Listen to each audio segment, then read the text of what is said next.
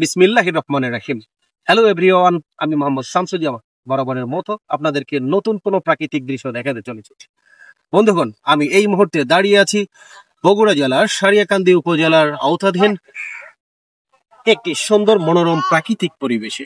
বন্ধুগণ, আমি এখন দাঁড়িয়ে আছি কালীতলা ফ্রেম যমুনার ঘাট বলা হয় এই স্থানটিকে।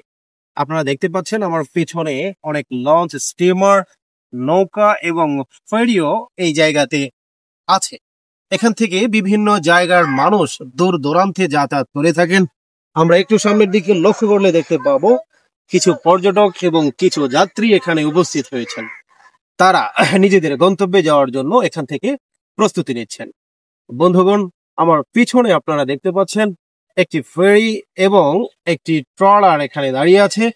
এই ট্রলারটি দূর দূরান্ত যে চরগুলি আছে সেই চর থেকে বালু ভর্তি করে নিয়ে এই জায়গায় নিয়ে এসে এখানে জমা করে এবং এখান থেকে বিভিন্ন জায়গায় এখান থেকে বিক্রয় করে। তো বন্ধুগণ, আপনারা দেখতে থাকুন আমার পাশের এই সিনারি, এই প্রাকৃতিক পরিবেশটি আপনাদের কেমন লেগেছে অবশ্যই আমার কমেন্ট বক্সে জানাবেন। ধন্যবাদ, ভালো থাকবেন, সালামু আলাইকুম।